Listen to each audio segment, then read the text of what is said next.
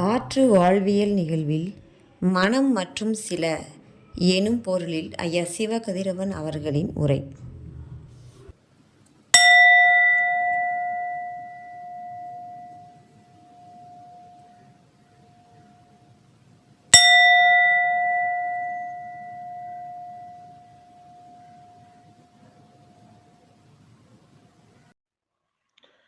வணக்கம்.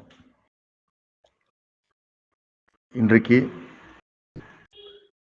நாம் பார்க்க இருக்கிற பாடம் மனம். மனம் என்றால் என்ன? மனம் என்பது பற்றி உங்களது அனுபவங்கள், தெரிந்து வைத்திருக்கிற செய்திகள்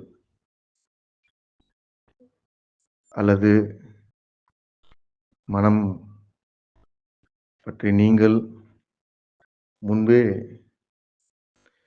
புரிந்து வைத்திருந்தாலும் கூட அந்த புரிதல்கள் உள்ளிட்ட எல்லாவற்றையும் இந்த உரை நிறைவு பெறும் வரை சற்று ஒதுக்கி வைத்துவிட்டு முழுமையாக இந்த உரையை நீங்கள் உள்வாங்கிக் கொள்ள வேண்டும் என்று கேட்டுக்கொள்கிறேன்.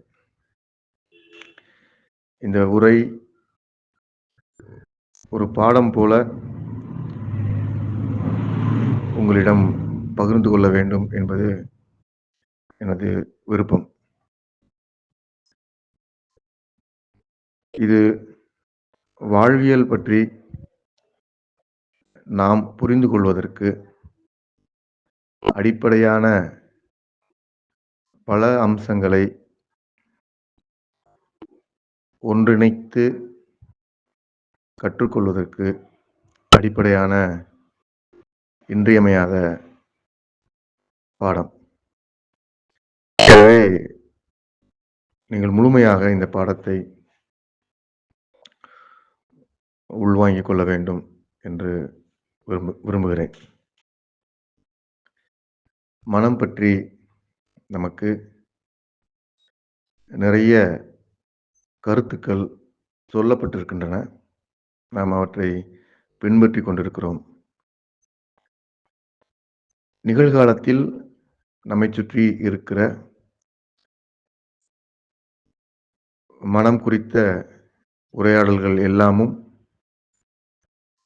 உண்மையிலேயே மனம் குறித்த உரையாடல்கள் தானா என்று நீங்கள் புரிந்து கொள்ள வேண்டும். எவற்றையும் நம்பிக்கையின் அடிப்படையில் நீங்கள் பின்பற்றிவிடக்கூடாது என்பது பொதுவாக நமது நிலைப்பாடு. நீங்கள் மனம் குறித்து சரியான ஒரு புரிதலை பெற்றுக்கொள்ள வேண்டும். அதற்கு உரிய காரண காரிய விளக்கங்களை இயன்றவரை இந்த உரையில் உங்களோடு பகிர்ந்து கொள்கிறேன். முதலில் நாம் பாடத்தை துவங்குகிற போது நினைவு நிலை என்கிற சொல்லை நீங்கள் தெரிந்து வைத்திருப்பீர்கள். அதுதான் முதல் பகுதி இந்த பாடத்தில். நினைவு நிலை என்பது அல்லது உங்களது நினைவு என்பது எது வேண்டுமென்றாலும் இருக்கலாம். நேற்று நடந்தது, காலையில் உணவு உண்டது, நேற்று பேசிக் கொண்டிருந்தது, அப்போது இருந்த இருக்கை, சில ஆண்டுகளுக்கு முன்பு நடந்த நிகழ்வு, சில மாதங்களுக்கு முன்பு நடந்த உரையாடல், அப்போது பேசிய வார்த்தைகள், இவ்வாறு பல்வேறு செய்திகளை நீங்கள் தொகுப்பாக வைத்திருக்கிற ஒரு நிலைக்கு நினைவு நிலை என்று உங்களுக்கு தெரிந்திருக்கும். இந்த நினைவு நிலை என்பது மனம் கிடையாது. நினைவு நிலை என்பது மனம் என்று நாம் நினைத்து கொண்டிருப்போம். இதற்குள் வேகமாக மனம்தான் நினைவு வைத்துக் கொண்டிருக்கிறது என்றெல்லாம் பல கருத்துக்களை நீங்கள் சந்திப்பீர்கள். அவற்றை பொருட்படுத்துவதற்கு அவசியமில்லை. என்ன காரணம் என்றால், மனம் பற்றி சொல்லப்படுகிற கருத்துக்கள் பெரும்பாலும் நம்பிக்கையாகவோ அல்லது பொய்யாகவோ இருப்பதை நான் பார்க்கிறேன். எந்த வகையில் பொய்யாக இருக்கிறது என்றால், மனம் பற்றி சொல்லப்படுகிற கருத்துக்கள் அனுபவத்தின் வாயிலாக, உணர்தலின் வாயிலாக சொல்லப்படும் கருத்துக்களாக இல்லை. அவை தொடர்ந்த எழுத்துக்கள், ஆவணங்கள், வேறொருவர் தொகுத்து வைத்திருக்கிற தொகுப்பு, சொற்பொழிவில் கேட்டிருக்கிற உரையாடல், இவ்வாறு சேகரித்து வைத்திருக்கிற வேறு வேறு பகுதிகளிலிருந்து தொகுக்கப்பட்ட நினைவுகளில் தொகுக்கப்பட்ட குறிப்புகளை மனம் என்று நம் முன் பேசிக் கொண்டிருக்கிறார்கள். எனவே மனம் என்பது அதுவல்ல. நினைவு நிலை என்பதுதான் மனம் என்று நாம் நினைத்துக் கொண்டிருக்கிறோம். நினைவு நிலை மனம் அல்ல. மனம் என்பது என்ன என்பது நிச்சயமாக நீங்கள் புரிந்து கொள்ள வேண்டிய ஒன்று. எல்லோருக்கும் மனம் இருக்கிறது. மனிதர்களுக்கு மனம் இருக்கிறது. எல்லா மனிதர்களுக்கும் மனம் இருக்கிறது. எல்லா மனிதர்களுக்கும் இருக்கிற மனம் அதற்கே உரிய பண்புகள் என்ன என்பது குறித்து தான் இந்த உரையில் நாம் புரிந்து கொள்ள இருக்கிறோம். எல்லா மனிதர்களுக்கும் மனம் இருக்கிறது.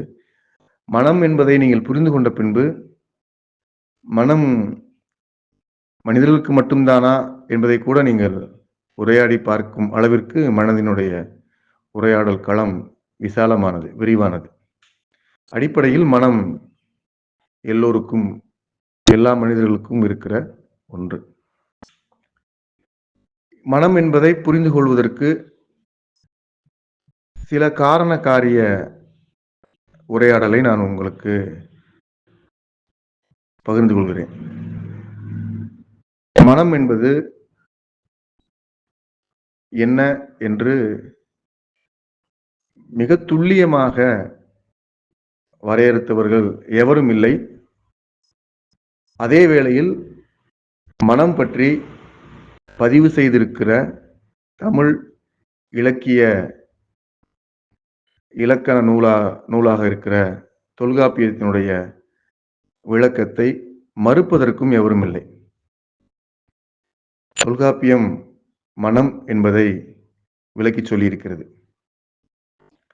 மனம்தான் ஆறாவது அறிவு என்று விவரமாக தொல்காப்பியம் பல ஆயிரம் ஆண்டுகளுக்கு முன்பே பதிவு செய்து வைத்திருக்கிறது. இன்று நடைமுறையில் மனம் பற்றி பேசிக் கொண்டிருக்கிற எந்த உளவியல் ஆய்வாளருக்கும் அல்லது தன்முனைப்பு சொற்பொழிவாளர்களுக்கும் கூட தொல்காப்பியம் தொகுத்து வரையறுத்து சொல்கிற மனம் என்கிற அறிவு குறித்து மறுப்பதற்கோ கூடுதலாக சேர்ப்பதற்கோ எந்த விதமான செயல்பாடுகளையும் பார்க்க முடியவில்லை. செய்ய முடியாது, ஒன்றுமே செய்ய முடியாது. அதைத்தான் நான் விரிவாக சொல்கிறேன். தொல்காப்பியம் மனம் என்று வரையறுத்து வைத்திருக்கிற ஒரு குறிப்பை, ஒரு வரையறையை எந்த உளவியல் ஆய்வாளரும் புறக்கணிக்கவோ, இன்னும் வெளிப்படுத்தவோ, துல்லியமாக விளக்குவதற்கோ வாய்ப்பில்லாத அளவிற்குத்தான் மனம் என்பது குறித்து நிகழ்காலத்தில் பேசப்படுகிற உரையாடலினுடைய எல்லை அமைந்திருக்கிறது. இவர்களுக்கு ஒன்றுமே தெரியாது என்கிற மேம்போக்கான அளவிலேயே மனம் பற்றிய உரையாடல் நடந்து கொண்டிருக்கிறது.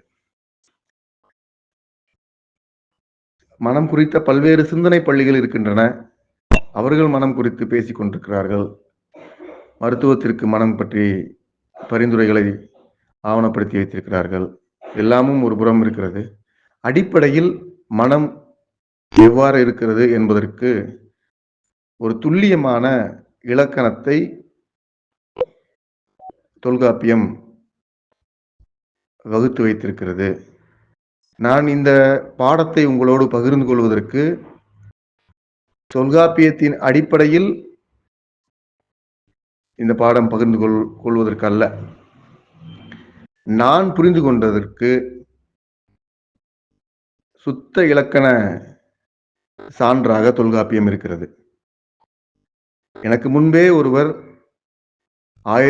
பல ஆயிரம் ஆண்டுகளுக்கு முன்பே ஒருவர் எனக்காக மனம் இப்படித்தான் இருக்கிறது என்பதை நான் தேடும்போது உறுதிப்படுத்துவதற்காக அவர் படைத்திருக்கிறார் என்று எனக்கு தோன்றும் அளவிற்கு தொல்காப்பியத்தினுடைய துல்லியத்தன்மை இருக்கிறது என்ற பொருத்தப்பாடோடு இந்த புரிதலை உங்களோடு பகிர்ந்து கொள்கிறேன். எனவே தொல்காப்பியத்தை மேற்கோள் காட்டி என்று புரிந்து கொள்ள வேண்டாம். தொல்காப்பியத்தினுடைய உயர்நிலைக்கு என்னுடைய புரிதல் மிக எளிமையானது. தொல்காப்பியத்தை மேற்கோள் காட்டும் அளவிற்கு கூட எனக்கு புரிதல் கிடையாது. ஆனால் என்னுடைய புரிதலில் இருந்து பார்க்கிற போது தொல்காப்பியத்தினுடைய மனம் குறித்த இலக்கண வரையறை நான் பெற்றுக்கொண்ட புரிதலுக்கு ஒரு புதிய தைரியத்தை வழங்குகிறது. ஏற்கனவே அந்த இலக்கணத்தின்படிதான் மனம் என்பதை என்னால் புரிந்து கொள்ள முடிந்தது என்பதை நான் உங்களோடு பகிர்ந்து கொள்கிறேன். அந்த வகையில்தான் இந்த பகிர்வு. எனவே இந்த பகிர்வை உங்களோடு வெளிப்படுத்தும் போது, உங்களிடம் நான் விளக்கி சொல்லும் போது, தொல்காப்பியத்தினுடைய வரையறையை நீங்கள் காரண காரிய விளக்கத்திற்காக நீங்களும் தெரிந்து கொள்ள வேண்டும் என்பதற்காக நான் இவற்றை இணைத்து சொல்லுகிறேன். தொல்காப்பியம் கூறுகிறது,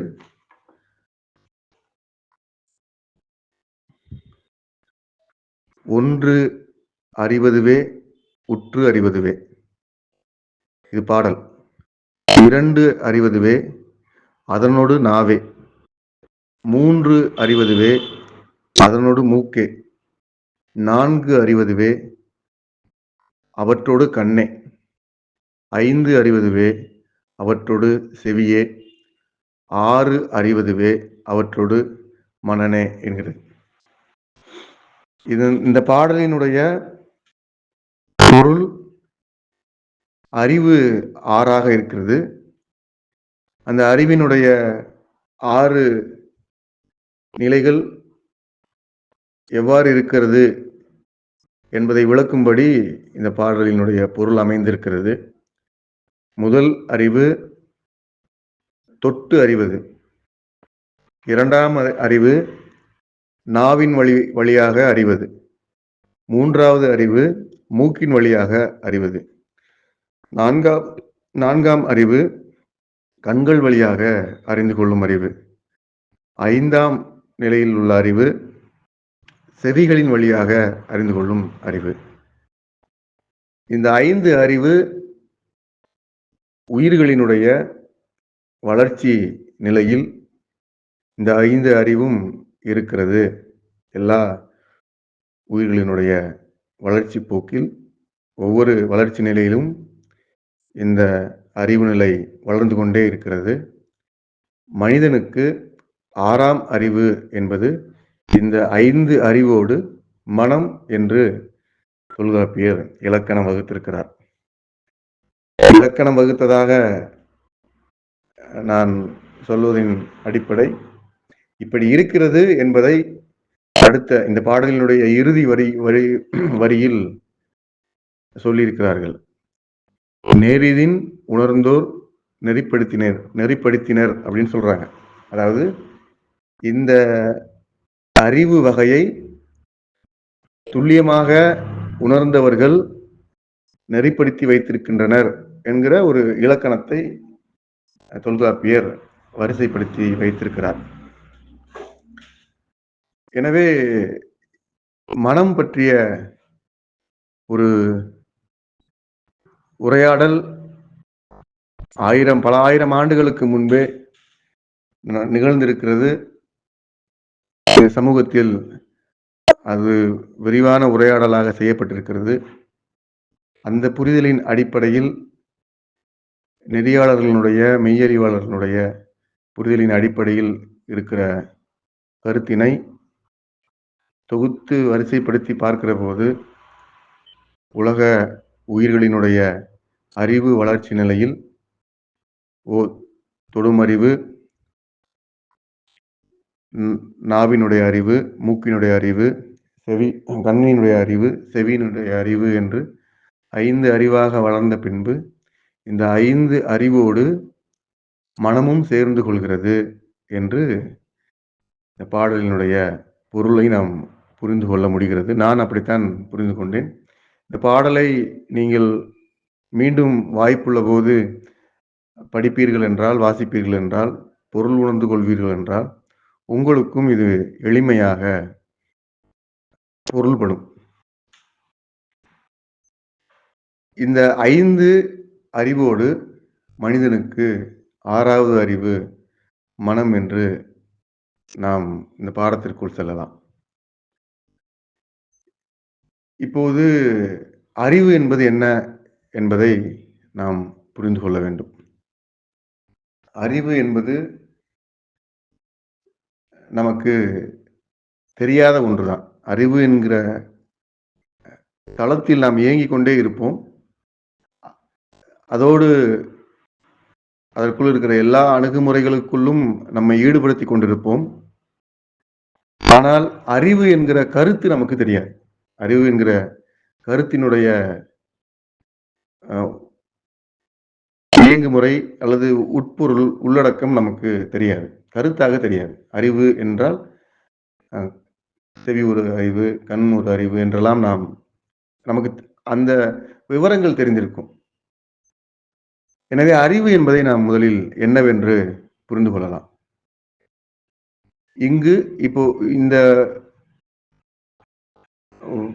இந்த கூடத்தில் நாம் அமர்ந்திருக்கிறோம். நாம் அமர்ந்திருக்கிற போது ஒரு வெளிச்சம், ஒரு மிகையான ஒளியோ வெளிப்படுகிறது. இங்கு இருக்கிற நீங்கள் எல்லோரும் அவற்றை பார்க்கிறீர்கள்.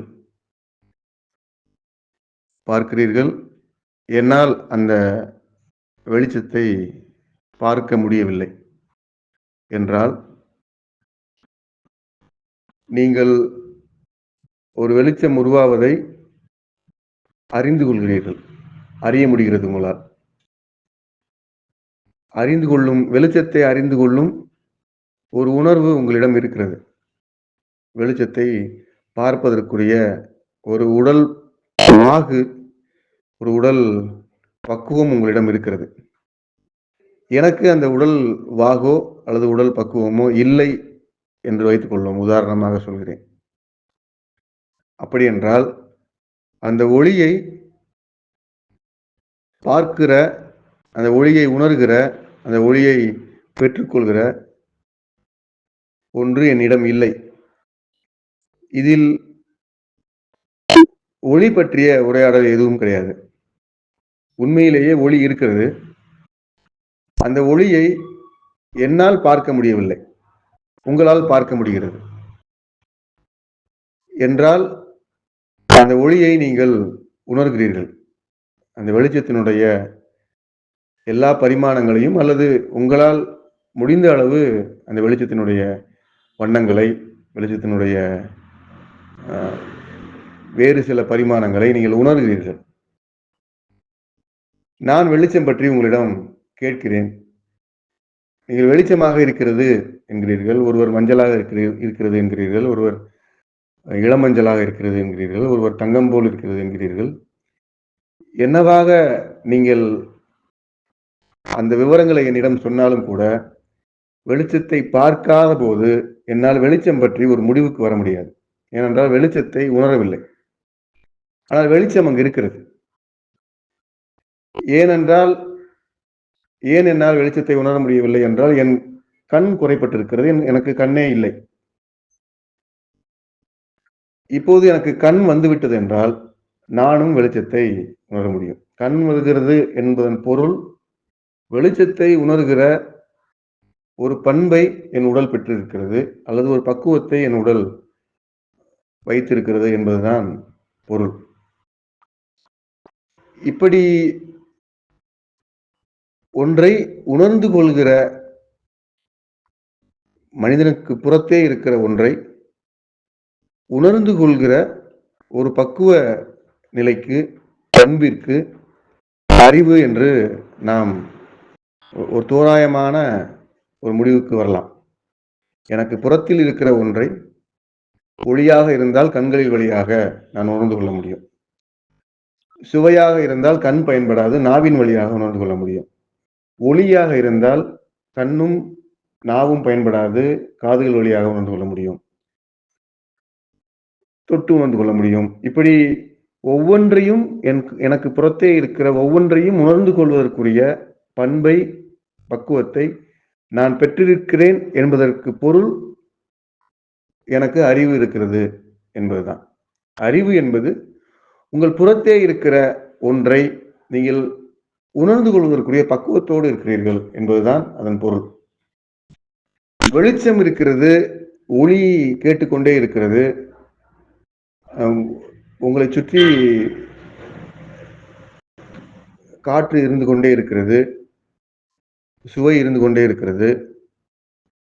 இப்படி எல்லாமும் இருந்து கொண்டே இருக்கிறது என்றாலும் கூட, உங்களால் அவற்றை உணர்ந்து கொள்ள முடியவில்லை என்றால், உங்களுடைய உணர்ந்து கொள்ளும் பண்பில் தேக்கம் இருக்கிறது, அல்லது அந்த பண்பே இல்லாமல் இருக்கிறது என்பதுதான் அதனுடைய பொருள். உங்களிடம் அந்த பண்பு இருந்தால் நீங்கள் உணர்ந்து கொள்வீர்கள். பார்க்கிற பண்பு இருந்தால், பார்க்கிற குணம் இருந்தால், அவற்றை நீங்கள் உணர்ந்து கொள்ள முடியும். பக்குவம் என்று நான் சொல்கிறேன். கேட்கிறபடியாக நீங்கள் இருந்தால் கேட்க முடியும், ஒலியை கேட்க முடியும். இன்னும் உங்களால் கேட்க முடியாத ஒலிகள் இருக்கின்றன. வேற பறவைகளும், விலங்குகளும், வேற உயிரிகளும் உணர்ந்து கொள்ளக்கூடிய ஒலிகள் இருக்கின்றன. பார்க்கக்கூடிய வெளிச்சங்கள் இருக்கின்றன. உங்களால் பார்க்க முடியாத வெளிச்சங்கள் இன்ன பிற உயிர்கள் பார்ப்பதற்குரிய தன்மையோடு படைக்கப்பட்டிருக்கின்றன. இந்த உலகத்தில் அப்படியான வேறு சில கதைகளும் இருக்கின்றன. அதை இந்த பாடத்திற்கு அது பொருந்தாது. இருக்கின்றன என்கிற செய்தியை மட்டும் நான் உங்களோடு பகிர்ந்து கொள்கிறேன். நீங்கள் கேள்விப்பட்டிருப்பீர்கள். வேறு விஞ்ஞான ரீதியான பாடங்களை நீங்கள் கற்கிற போது அவற்றை கேள்விப்பட்டிருப்பீர்கள். வௌவாலுக்கு குறிப்பிட்ட ஒலியை கேட்கக்கூடிய சிறப்பு திறன் உண்டு என்று படித்திருப்பீர்கள். சிறு பூச்சிகளுக்கு குறிப்பிட்ட வெளிச்சத்தை பார்ப்பதற்குரிய சிறப்பு இயல்பு, பண்பு இருப்பதை நீங்கள் படித்திருப்பீர்கள். இப்படியான வேறு சில உயிர்களுக்கும் அப்படி வாய்ப்பு இருக்கிறது. நாம் மனம் பற்றி பேசுவதற்கு அடிப்படையான சில கருத்துக்களை புரிந்து கொள்கிறோம் என்பதால், அறிவு என்பது ஒரு தனி மனிதனுடைய புறத்தில் இருக்கிற ஒரு கருத்தை, ஒரு செயல்பாடை உணர்ந்து கொள்கிற பக்குவம் அல்லது உணர்வு நிலை என்பதுதான் அறிவு. இப்பொழுது நாம் ஒரு முடிவுக்கு வர முடியும். தொல்காப்பியத்தின் அடிப்படையில் சில உயிர்களுக்கு ஓரறிவு இருக்கிறது, உணர்ந்து பார்க்கிற அறிவு. சில உயிர்களுக்கு ஈரறிவு இருக்கிறது, உணர்ந்து பார்ப்பதும் நாவும் வாயும் இருக்கிற உயிரினங்கள். சில உயிரினங்களுக்கு 3 அறிவு இருக்கிறது, உணர்ந்து பார்ப்பது நாக்கு, அதோடு மூக்கு. அவை நுகர்ந்து பார்க்க வாய்ப்புள்ளவை. சில உயிரினங்களுக்கு உணர்ந்து பார்க்க முடியும், அவற்றோடு சுவைத்து பார்க்க முடியும், அவற்றோடு நுகர்ந்து பார்க்க முடியும், அவற்றோடு கேட்கவும் முடியும், பார்க்கவும் முடியும் என்று 4வது நிலை. 5வதாக உள்ள உயிர்களுக்கு உணர்ந்து பார்க்க முடியும், அவற்றால் சுவைத்து பார்க்க முடியும், மேலும் நுகர்ந்து பார்க்க முடியும், மேலும் கண்களால் காணவும் முடியும், மேலும் செவியினால் கேட்கவும் முடியும். இந்த இந்த 5 அறிவு நிலையில் இருக்கிற உயிர்களுக்கு புறத்தே இருக்கிற ஒன்றை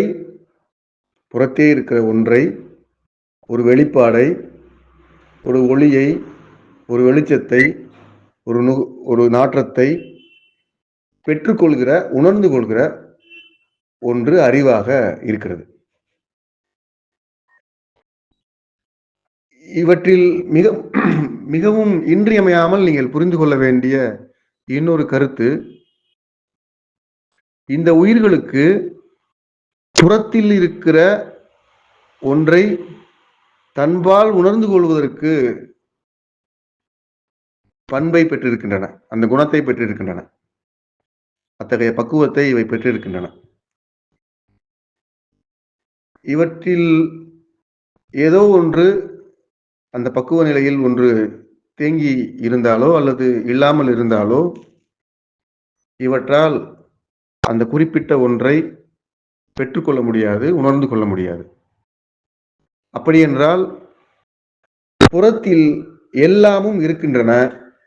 இந்த 5 பண்புகளின் வழியாக 5 அறிவை உணரும் திறனை பெற்றிருக்கிற ஒரு உயிரிக்கு புறத்தில் இருக்கிற எல்லாவற்றிலும் இருந்து 5ஐயும் பெற்றுக்கொள்ள முடியும். இன்னும் பெற்றுக்கொள்ள முடியாத புற செயல்பாடுகளும் இருக்கின்றன. இந்த 5ஐயும் பெற்றுக்கொள்ள முடியும் என்பதை நாம் இந்த வகுப்பிற்காக புரிந்து கொள்கிறோம். புறத்தில் இருந்து 5ஐயும் பெற்றுக்கொள்ள முடியும். எல்லாமும் இருக்கிறது, 5ஐ உணர்ந்து கொள்ள முடிகிறது ஒரு உயிரிக்கு. இன்னொரு வகைப்பட்ட உயிருக்கு எல்லாமும் இருக்கிறது, 4ஐ மட்டும் உணர்ந்து கொள்ள முடிகிறது. இன்னொரு உயிருக்கு எல்லாமும் இருக்கிறது, 3ஐ மட்டும் உணர்ந்து கொள்கின்றன.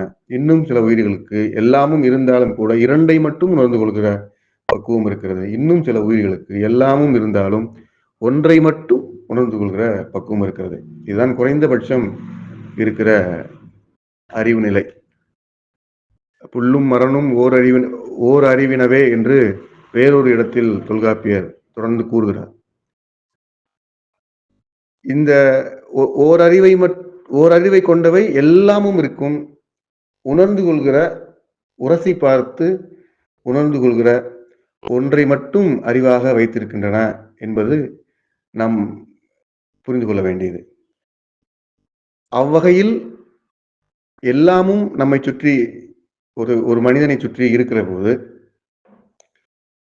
ஒரு விலங்கை சுற்றி இருக்கிற போது, ஒரு உயிரினத்தை சுற்றி இருக்கிற போது, அந்த உயிரினத்தினுடைய உடல் பண்பை பொறுத்து, பக்குவத்தை பொறுத்து, அவற்றை சுற்றி இருக்கிற அந்த புற கருத்துக்களை உள்வாங்கிக் கொண்டு உணர்ந்து கொள்கிற தன்மையோடு இருப்பதை அறிவு என்று நாம் ஒரு முடிவிற்கு வரலாம். ஆக நாம் வரிசைப்படி பார்க்கிற போது மனம் என்பது எவ்வாறு இருக்கிறது என்பதை புரிந்து கொள்வதற்கு நாம் பேசிக் கொண்டிருக்கிறோம். அதற்கு முன்பு மனதிற்கு முன் வரிசையில் அறிவு வளர்ச்சியாக இருக்கிற நிலைகளை பார்க்கிறோம். ஓரறிவு இருக்கிறது, ஈரறிவு இருக்கிறது, 3 அறிவு இருக்கிறது, 4 அறிவு இருக்கிறது, 5 அறிவு இருக்கிறது. அவற்றோடு 6வது அறிவாக மனம் இருக்கிறது. அறிவு என்பது தன்னை சுற்றி இருக்கிற ஒரு கருத்தை உள்வாங்கிக் கொள்வதும் உணர்ந்து கொள்வதுமாக இருக்கிற பக்குவம். இந்த பக்குவத்தில் அறிவு என்பது இருக்கிறது. இந்த பக்குவத்திற்கு பெயர்தான் அறிவு. இப்பொழுது நாம் மனம் குறித்து பேசலாம். இந்த 5 அறிவும் என்பது 5 விதமான புறச்சூழலின் கருத்துக்களை உள்வாங்கிக் கொண்டு உணர்ந்து கொள்கிற ஒரு பக்குவத்தோடு மனிதன் இருக்கிறான். நீங்களும் நானும் அவ்வாறுதான் இருக்கிறோம். இவற்றில் கூடுதலாக 6வது அறிவு ஒன்று நமக்கு இருக்கிறது. 6வது அறிவு என்பது மனம், உணர்வு. உங்களை சுற்றி இருக்கிற இந்த 5 அறிவுக்கும் அப்பாற்பட்டு இருக்கிற ஒன்றை புரிந்து கொள்வதற்குரிய, உணர்ந்து கொள்வதற்குரிய ஒரு இயல்பை நீங்கள் பெற்றிருக்கிறீர்கள். அந்த இயல்பிற்கு பெயர் 6ஆம் அறிவு மனம். அந்த இயல்பு உங்களுக்குள்ளும் இருக்கிறது, உங்களுக்கு வெளியேயும் இருக்கிறது. மனதிற்குள் தான் நீங்கள் இருக்கிறீர்கள், அல்லது மனம் உங்களுக்குள் இருக்கிறது. இவற்றை பிரித்து அறிய முடியாது. என்னுடைய புரிதலில் இந்த பாடத்தினுடைய மைய கருத்தே அதுதான். உங்களை சுற்றி மனம் இருந்து கொண்டே இருக்கிறது. நீங்கள் மனதிற்குள்ளே இருக்கிறீர்கள். உங்களுக்குள்ளும் மனம் இருக்கிறது. இந்த மனம் என்ன உங்களுக்கு விளக்குகிறது, என்ன உங்களுக்கு வெளிப்படுத்துகிறது என்பதை புரிந்து கொள்வதற்குரிய பண்போடு, பக்குவத்தோடு இருப்பவருக்கு பெயர் மனிதர். இன்று நமக்கு மனம் பற்றிய உரையாடல் வருகிற போது இந்த அடிப்படையில் நமக்கு மனம் என்பதை விளங்கிக் கொள்வதற்கு வழிகாட்டப்படவே இல்லை என்பது என்னுடைய பார்வை. உங்களால் மனம் எவ்வாறு இயங்குகிறது என்பதை இந்த 5 அறிவின் தகவலின் பார்ப்பட்டு மட்டுமே பார்த்து கொண்டிருக்கிறீர்கள். அது மிக சிறிய அளவில் உதவி செய்யலாம். ஆனால் இந்த 5 அறிவிற்கு உட்படாத நிலையிலும் மனம் இருந்து கொண்டே இருக்கிறது. அவற்றை உணர்வதற்கு உரிய வாய்ப்பு அல்லது உரிமை என்று கூட நீங்கள் வைத்துக் கொள்ளலாம். அது உங்களுக்கு மட்டும் இருக்கிறது.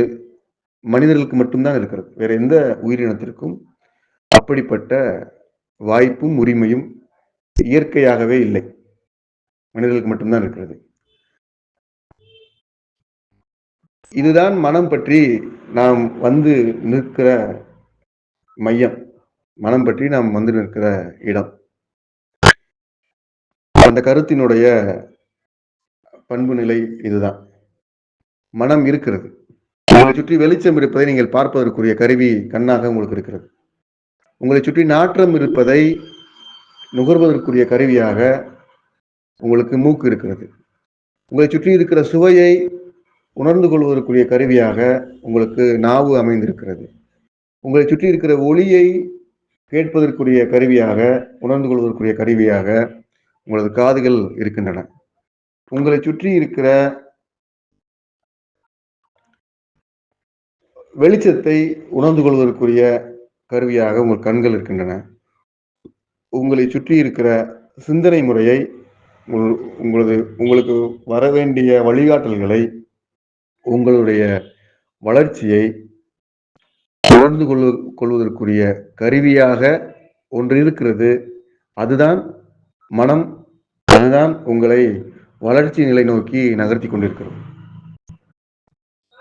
இந்த உணர்வை, இந்த அறிவை நீங்கள் பெற்றுக்கொள்ள வேண்டும் என்பதுதான் இந்த பாடத்தினுடைய நோக்கம்.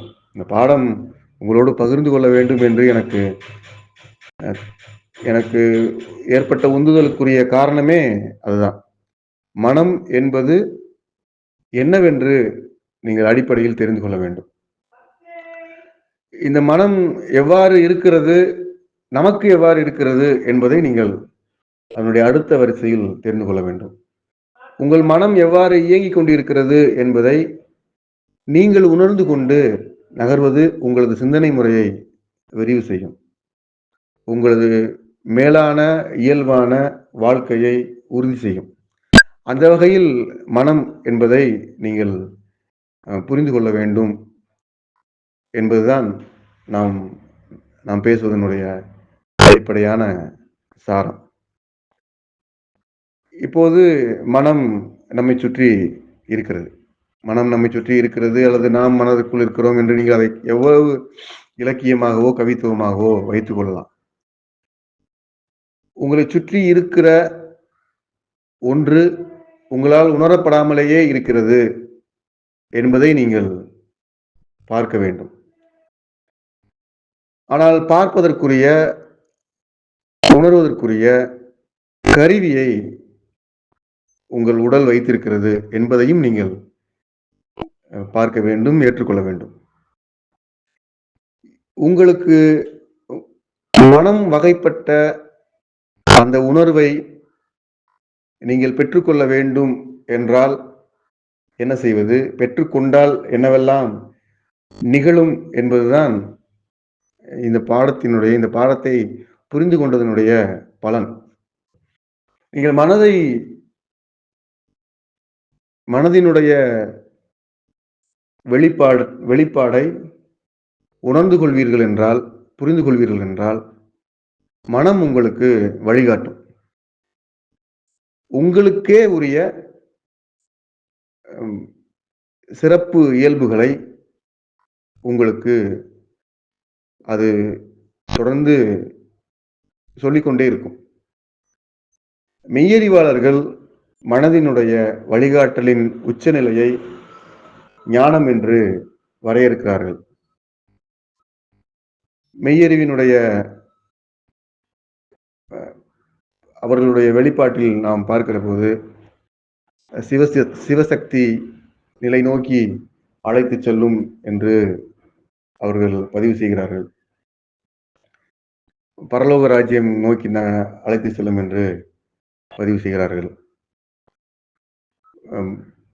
இன்னும் எல்லா மெய்யறிவாளர்களும் மனம் உங்களுக்கு வழிகாட்டுகிற வழிகாட்டலை நீங்கள் உணர்ந்து கொண்டு பின்பற்றுகிற போது வெளிப்படுகிற வெளிப்பாடுகளை தான் அவர்கள் இறை என்று வரையறுக்கிறார்கள். இது ஒரு உடனடியான வெளிப்பாடு அல்ல.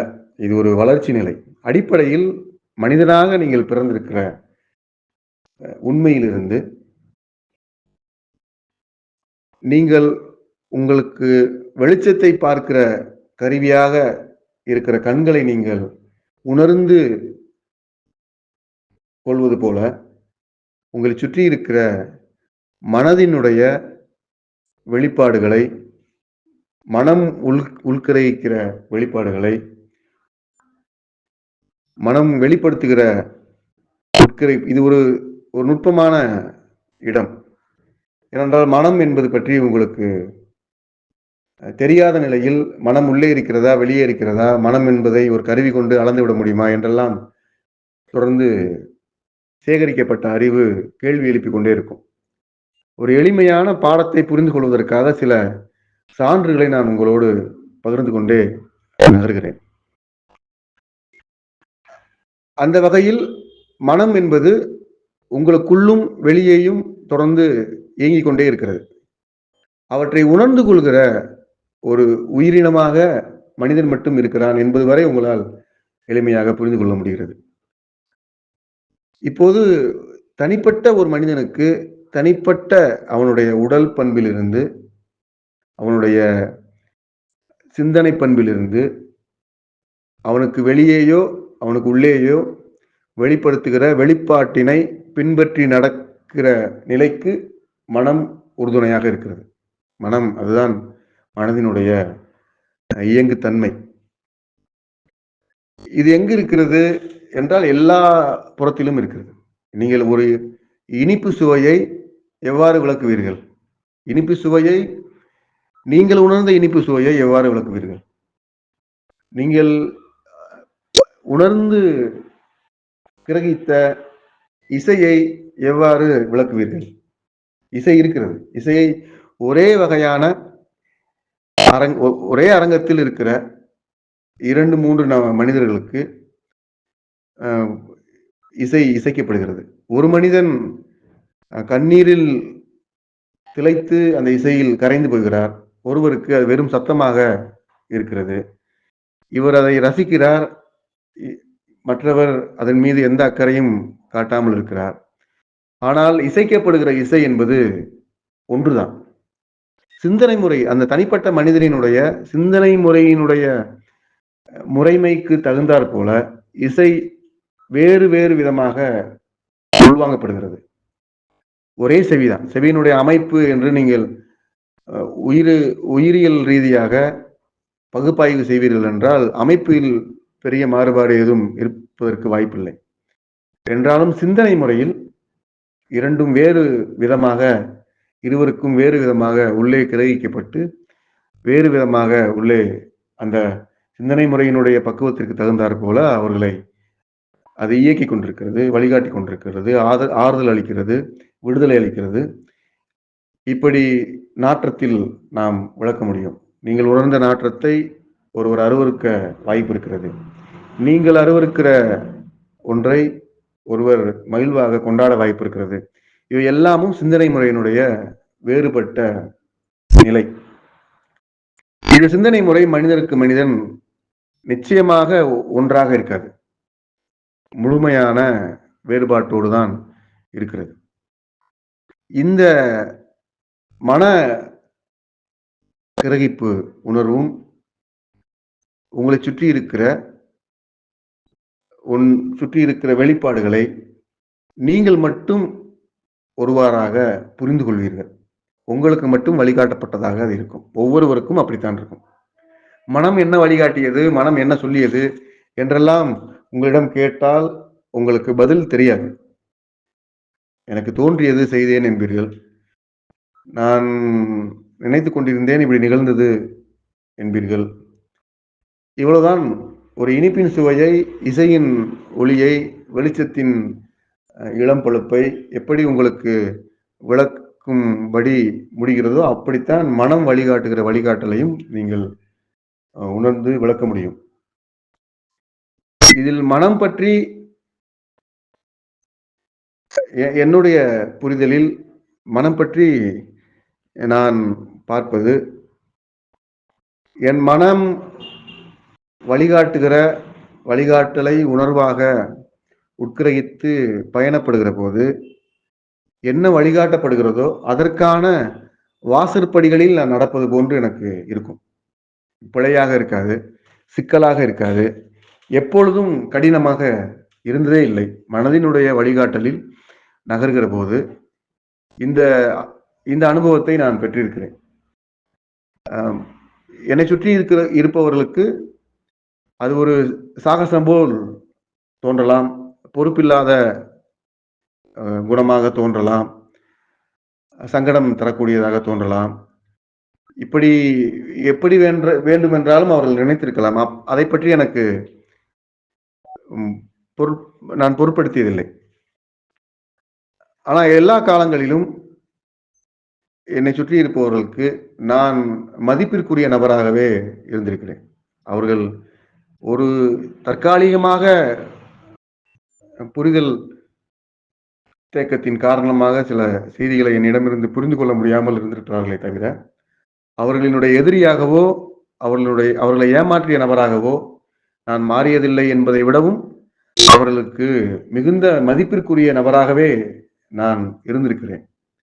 இவற்றின் இந்த சான்றின் வழியாக நான் புரிந்து கொண்டது, மனம் வழிகாட்டுகிற வழிகாட்டலில் யார் ஒருவரும் உணர்ந்து நகர்கிற போது அந்த நகர்வு அவர்களுக்கு போதுமான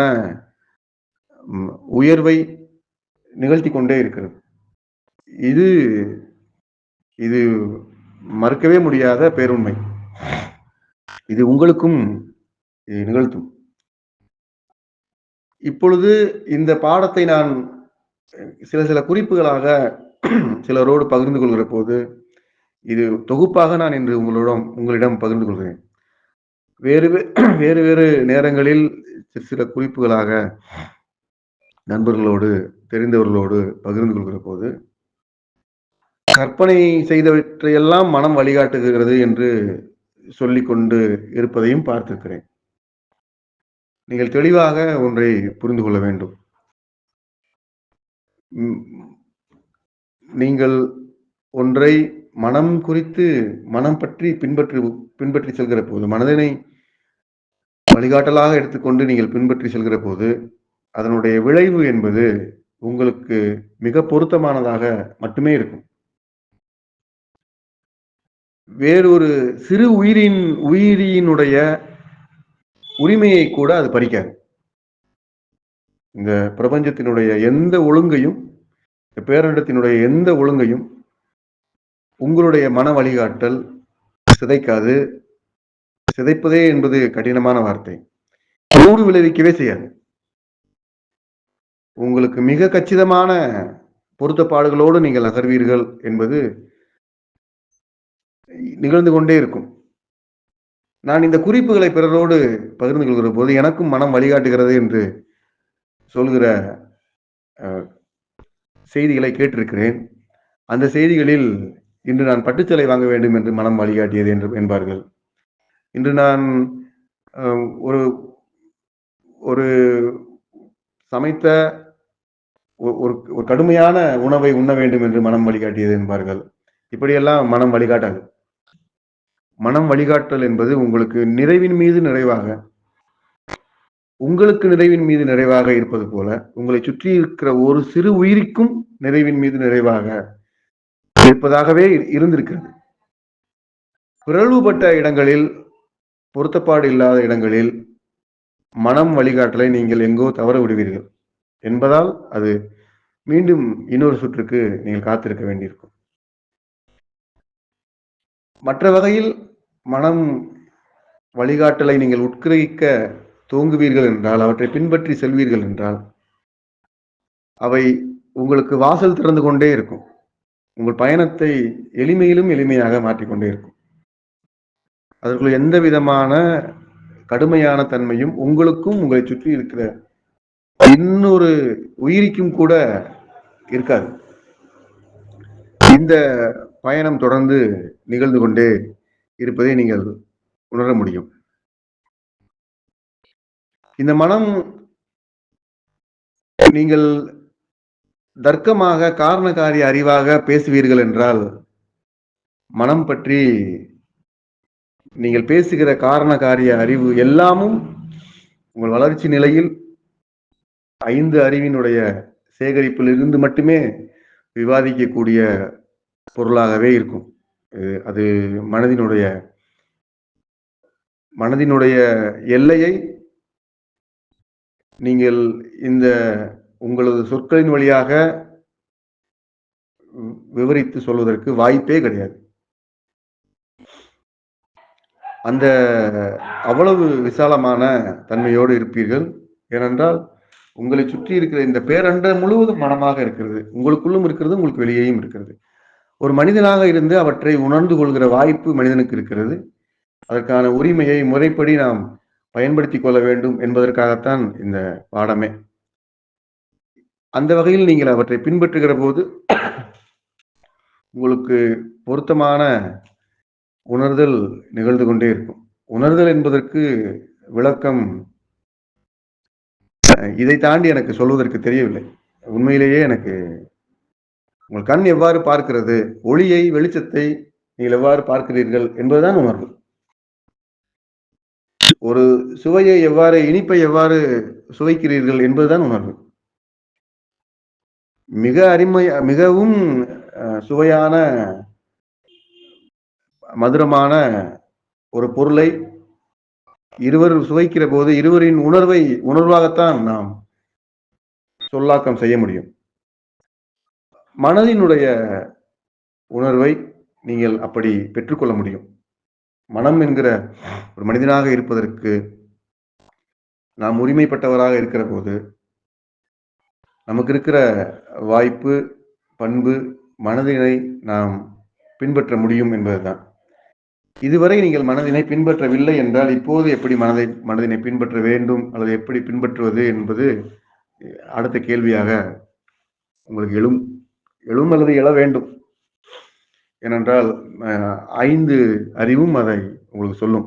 இல்லை என்றால் நீங்கள் மனம் என்று நினைத்து வேறொன்றை செய்து பின்பற்றிக் கொண்டே இருப்பீர்கள். இந்த மனம் என்பதை எவ்வாறு பின்பற்றுவது என்று நீங்கள் ஒரு செயல்பாட்டை, ஒரு முயற்சியை எடுக்கிறீர்கள் என்றால் அது வரவேற்புக்குரியது, மதிப்பிற்குரியது. அது எங்கிருந்து துவங்குவது என்றால், நீங்கள் சிந்திக்கிற போது அல்லது எண்ணங்கள் உங்களுக்கு வருகிறது, சிந்திக்கிறீர்கள். இவையெல்லாம் மனம் என்று நீங்கள் நினைத்துக் கொண்டிருப்பீர்கள்.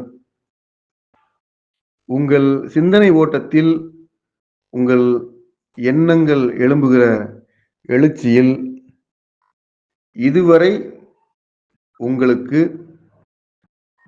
அறிமுகமாகாத ஏதாவது ஒன்று வருகிறதா என்று பாருங்கள்.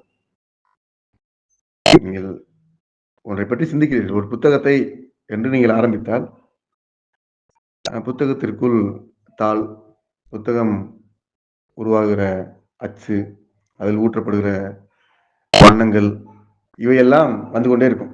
அதை பற்றி சிந்திக்கிற போது தொடர்ந்து வருவதெல்லாம் நீங்கள் கவனித்துக் கொண்டே இருப்பீர்கள். கவனிக்க வேண்டும். எல்லாவற்றையும் நீங்கள் ஒரு ஆதாரத்திற்காக குறித்துக் கொண்டே வருவீர்கள் என்றால், நீங்கள் குறித்து முடித்து அந்த சிந்தனை நிறைவு பெறுகிற போது, போதும் என்று உங்களுக்கு ஒரு நிலை வருகிற போது, நீங்கள் அந்த ஆதாரத்தை பார்த்தீர்கள் என்றால், இதுவரை நீங்கள் எவற்றையெல்லாம் தெரிந்து வைத்திருக்கிறீர்களோ அவற்றை தான் நீங்கள் குறித்து வைத்திருக்கிறீர்கள். இவையெல்லாம் உள்ளிருந்து வந்தவை. இவை எதுவும் மனம் இல்லை. இது எதுவுமே மனம் கிடையாது. ஒரு சுவையை பற்றி எழுதுவீர்கள், ஒரு பொருளை பற்றி எழுதுவீர்கள், ஒன்றை பற்றி நீங்கள் ஆவணப்படுத்துவீர்கள் என்றால், இவை மீண்டும் மீண்டும் மீண்டும் மீண்டும் எண்ணங்கள் எழும்பி, சொற்கள் கிளம்பி, நீங்கள் எல்லாவற்றையும் ஆவணப்படுத்தி வைத்ததற்கு பின்பு ஒரு மௌனம் ஏற்படுகிற போது அங்குதான் மனம் துவங்குகிறது. இதுவரை நீங்கள் சந்திக்காத ஒன்றாக மனம் உங்களிடம் பேசும். பேசுவதல்ல, வெளிப்படும். பேசும் என்று நான் புரிதலுக்காக சொல்கிறேன். மனம் வெளிப்படும். மனம் உங்களுக்கு வழிகாட்டும். மனம் வழிகாட்டுகிற வழிகாட்டல் இந்த உலகத்தில் நீங்கள் கற்றுக்கொண்ட எந்த வகையிலும் இருக்காது. உங்கள் வெளிச்சத்தின் வழியாக, நீங்கள் கண்கள் கொண்டு பார்த்த வெளிச்சத்தின் வழியாக ஒன்றாக இருக்காது. உங்கள் காதுகள் வழியாக கேட்ட இசையின் வழியான ஒன்றாக இருக்காது. சுவைத்த ஒன்றாக இருக்காது. நுகர்ந்த ஒன்றாக இருக்காது. தொற்றுணர்ந்த ஒன்றாக இருக்காது. அப்படி இருக்கவே இருக்காது. இந்த உங்களது எண்ணப்போக்கு எங்கு நிறைவடைகிறதோ அங்குதான் மனம் உங்களிடம் வெளிப்படுத்த துவங்குகிறது. அதற்கு மேல் நாம் எப்போதுமே காத்திருப்பதில்லை. சிக்கல் என்னவென்றால், நாம் ஏதாவது பயிற்சி, ஏதாவது தியானம், ஏதாவது ஒரு கதையை பேசிக்கொண்டு அமர்வோம். போதும் என்றவுடன் எழுந்து வந்து விடுவோம். இதுதான் நமக்கு மனம் பற்றி நாம் தேடுகிற தேடல் எல்லையே இவ்வளவுதான். ஆனால் எத்தனை பெரிய செய்தி நீங்கள் கடந்து போக வேண்டும் என்றாலும், அந்த செய்தி குறித்து நீங்கள் உங்கள் எண்ணங்களை எழும்புகிற எழுச்சியை பார்ப்பீர்கள் என்றால், அவை தொடர்ந்து எழும்பிக் கொண்டே இருக்கும். ஒரு நிலையில் அவை நிறைவடைந்தவுடன் அதற்கு பின்பு மனம் வெளிப்பட துவங்கும். அந்த வெளிப்பாட்டை பெற்றுக்கொள்வதற்கு சிறிது பொறுமை போதுமானது. இது ஒன்றும் எதிர்வினை செய்யாமல் ஒன்றை குறித்து நீங்கள் காத்திருப்பீர்கள் என்றால் மனம் வழிகாட்டும். அந்த வழிகாட்டலினுடைய வெளிப்பாடு உங்களுக்கும் இன்னொரு உயிருக்கும் விளைவிக்காததாக இருக்கும். உங்களது கேள்விக்கு அல்லது உங்களுக்கு கச்சிதமான ஒன்றாக இருக்கும். துளி பிசிறு அதில் நீங்கள் பார்த்து விட முடியாது. கச்சிதமானதாக இருக்கும். அந்த செயல்பாட்டை நீங்கள் மட்டுமே மிக துல்லியமாக செய்வதற்குரிய வாய்ப்பும் கூட அங்கு அமையும். இப்படியான படிநிலைகளை நீங்கள் அவற்றில் பார்க்க முடியும். இவை எல்லாமும் ஒரு உரைக்காக, ஒரு வகுப்பிற்காக, ஒரு பாடத்திற்காக உங்களிடம் பகிர்ந்து கொண்டது. இவற்றையே நீங்கள் குறிப்பாக வைத்துக்கொண்டு இயங்குவீர்கள் என்றால் அது கற்பனையாக மாறிப்போகும். மனம் என்பது அப்படி அல்ல. மனம் அப்படி வழிகாட்டாது. எனக்காகவே சொன்னது மாதிரி இருந்தது. நான் தான் இந்த வேலையை செய்ய வேண்டும் என்று இருந்தது. அப்படியெல்லாம் ஒன்றும் கிடையாது. நீங்கள் என்ன வேலை செய்தாலும், நீங்கள் எந்த வேலை செய்யாமல் இருந்தாலும், இந்த பேரண்டத்தில் எந்த மாற்றமும் உங்களால் வரப்போவதில்லை. உங்களால் ஒரு மாற்றத்தை உண்டாக்க முடியும் என்றால் இது பேரண்டத்திற்கு அழகல்ல. அப்படி இருக்காது. நீங்கள் அல்லது நான் உட்பட நாமெல்லாம் மனிதர்கள் எல்லாம் இந்த பேரண்டத்தினுடைய துளியிலும் துளி. நம்முடைய செயல் வீரியத்தின் காரணமாக இந்த பேரண்டத்தினுடைய ஒரு பெரும் மாற்றத்தை நாம் ஏற்பாடு செய்துவிட முடியும் என்பது போன்றது ஒரு கற்பனை. ஒரு கற்பனையாளன் கூட எள்ளி நகையாடும் அளவிற்கு கற்பனையானது. ஒரு பைத்தியக்காரன் கூட இந்த கருத்தை கேட்டு பைத்தியக்காரத்தனம் என்று சொல்லிவிடுவான். அவ்வளவு பைத்தியக்காரத்தனமான கருத்து. எனவே மனம் என்பதை நீங்கள் உங்கள் கண் கொண்டு ஒளியை பெற்றுக்கொள்வது போல, செவி கொண்டு ஒளியை பெற்றுக்கொள்வது போல, மூக்கினை கொண்டு நுகர்வை பெற்றுக்கொள்வது போல, நாவினை கொண்டு சுவையை பெற்றுக்கொள்வது போல, உடலினை கொண்டு சுடுதலை பெற்றுக்கொள்வது போல பெற்றுக்கொள்ளக்கூடிய ஒரு உணர்வு. இந்த உணர்வு உங்களை வழிகாட்டும், உங்களுக்கு வழிகாட்டும், உங்களை வளர்த்தெடுக்கும், உங்களை இயல்புக்கு அழைத்துச் செல்லும், பிரபஞ்சத்தினுடைய பேரண்டத்தினுடைய பேரன்பிற்கு உள்ளாக்கும். நீங்கள் எப்போதும் பேரன்பில் தான் இருக்கிறீர்கள், எப்போதும் பேரன்பில் தான் இருக்கிறோம் என்பதை உணர்ந்து கொள்வீர்கள். தொடர்ந்து பேசுவோம்.